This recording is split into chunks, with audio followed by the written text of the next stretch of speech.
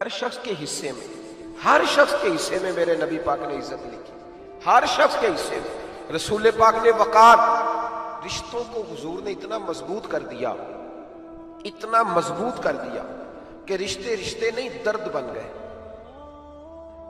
ماں کا نام آتا ہے تو آنکھوں میں آنسو آ جاتے ہیں، ماں کا نام آتا ہے تو دل تڑپتا ہے نا یار۔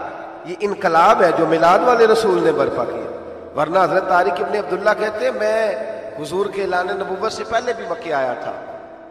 آپ فرماتے میں نے ایک بوڑھی عورت کو، ایک نوجوان کو گلے میں رسی ڈال کے گھسیٹ کے لے جاتے دیکھا، تو میں نے اس سے کہا کہ یہ کیا کر رہے ہو، کون ہے یہ بی بی، کیا مسئلہ ہے؟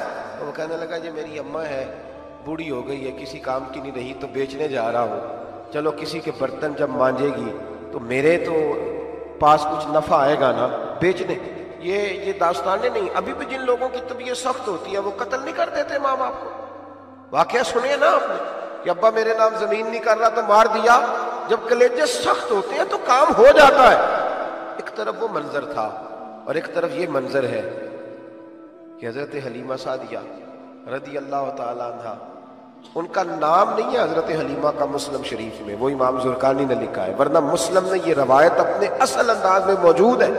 حضرت ابو ہریرہ رضی اللہ تعالیٰ عنہ فرماتے ہیں کہ جناب حلیمہ بوڑھی عورت، سادی عورت، اگر آپ کبھی معاشرتی لحاظ سے حضرت حلیمہ کا انداز دیکھیں گے نا، توجہ ہے میری بات پر، سمجھ آ رہی ہے آپ حضرات کو؟ جو ہمارا معاشرتی ماحول ہے نا، معاشرتی ماحول، تو حضرت حلیمہ سعدیہ رضی اللہ تعالیٰ عنہ کی حیثیت آج کے معاشرے میں اگر دیکھی جائے تو ایک آیا، بچوں کو پالنے والی آیا نہیں ہوتی، وہ آیا تھی۔ اسکول میں ایک آیا ہوتی ہے، جب بچہ چھوٹے ہمارے پرائیویٹ سکولز میں بچے جاتے ہیں تو عورت سنبھالتی ہے، دودھ ڈال دیتی ہے، کئی دفعہ فیڈر بھی پلا دیتی ہے، بچہ اگر پخانہ پیشاب کرتا ہے تو خدمت کرتی۔ یہ عورتیں اس زمانے میں چھوٹے بچے لے جاتی، پالا کرتی۔ تو بتانا دائی کی، آیا کی، میں مثال دے رہا ہوں، اور نرس کی کیا حیثیت ہے معاشرے میں۔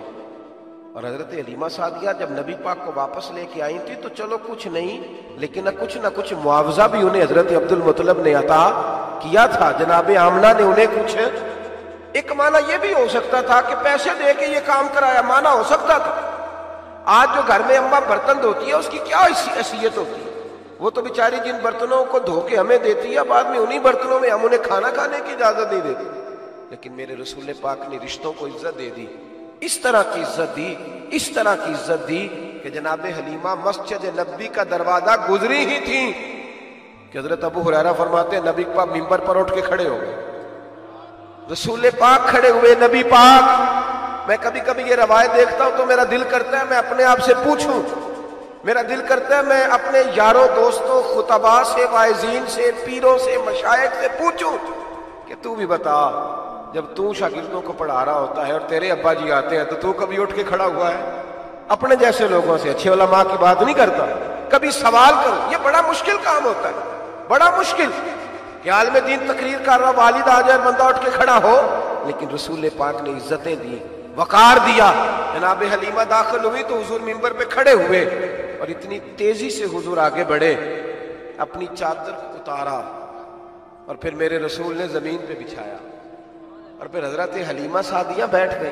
اور جناب ابو ہریرہ فرماتے جتنی دیر نبی پاک ان کے سامنے بیٹھے رہے، اتحیات کی حالت میں بیٹھے رہے۔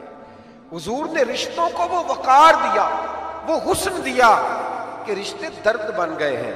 اب ماں کا نام دل میں بعد میں آتا ہے، زبان میں بعد میں آتا ہے، آنسو پہلے آتے ہیں۔ اب ماں کا رشتہ ایک وقار ہے، ایک حسن۔ الحاوی للفتاوی میں امام جلال الدین سیوطی رحمت اللہ لکھا ہے، فتح مکہ کے بعد نا کمال ہو گیا، وَرَأَيْتَ النَّاسَ يَدْخُلُونَ فِي دِينِ اللَّهِ أَفْوَاجًا، فوجوں کی فوجیں دین میں آ گئی۔ ایک زمانہ تنہائیوں کا ہوتا ہے، ایک عروج کا ہوتا ہے۔ عروج کے زمانے میں بڑے تعلق، بڑے رش، بڑی باتیں۔ اب حال یہ تھا فتح مکہ کے بعد کہ پہلے تو ایک آدھ آدمی کلمہ پڑھتا تھا، فوجوں کی فوجیں آتی۔ ایک دن نہ نبی پاک نماز پڑھانے آئے مسجد میں، میرے نبی پاک صلی اللہ علیہ وسلم جب مسجد میں آئے تو مسجد کھچا کھچ بھری ہوئی، گلیاں بھی بھری، 10,000 کے قریب لوگ مدینے میں جمع ہیں حضور کے پیچھے نماز پڑھنے کے لیے۔ پڑھیے صلی اللہ علیہ وسلم۔ نبی پاک صلی اللہ علیہ وسلم تشریف لائے نا، جیسے ہی مسجد میں داخل ہوئے تو 10,000 کا مجمع اٹھ کے کھڑا ہو گیا۔ ہمارے لیے لوگ کھڑے ہوتے ہیں تو ہماری آنکھیں پرنم نہیں ہوتی، بلکہ ہم اپنا حق سمجھتے ہیں، ہم کہتے ہیں ان کا بنتا ہے کھڑے ہونا۔ حالانکہ بھائی دنیا سب کے لیے کھڑی نہیں ہوتی، جب کوئی کھڑا ہونا تو نظر جھک جانی چاہیے اور تیرے دل میں خیال آنا چاہیے کہ یا اللہ مجھ پہ رحم ہی رکھنا، اے اللہ میری پردہ پوشی کرنا، یا اللہ یہ تیری دی ہوئی عزت ہے، مہربانی کر خفیہ تدبیر سے محفوظ فرما۔ کہ ہمیں احساس نہیں ہوتا الا ماشاءاللہ۔ اللہ کے محبوب داخل ہوئے تو 10,000 کا مجمع کھڑا ہو گیا۔ 10,000 آدمی کھڑا ہو تو ایک کیف بنتا ہے، تو میرے جیسا آدمی تو ویسکوٹ سیدھی کرنے لگ جاتا ہے نا کہ بڑی شان ہے جناب، کالر ٹھیک کر لو، دستار سیدھی کر لو، کیا بات۔ اتنے لوگ بھی کبھی کسی کے گاڑی کے پیچھے بھاگے، لیکن نبی پاک کا انداز کیا تھا؟ رسول پاک کی آنکھوں میں آنسو آ گئے۔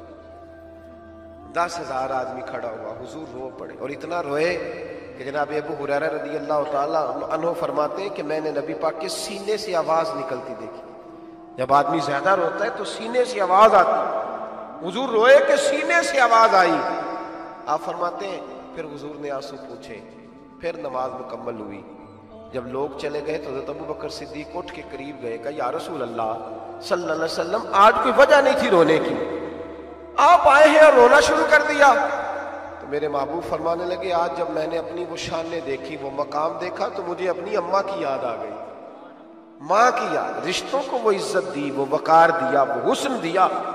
کہاں نماز کے لیے لوگوں کا کھڑا ہونا اور کہاں اماں کی بات چھیڑ دینا۔ میرے حبیب فرمانے لگے مجھے اپنی اماں آمنہ کی بات یاد آئی۔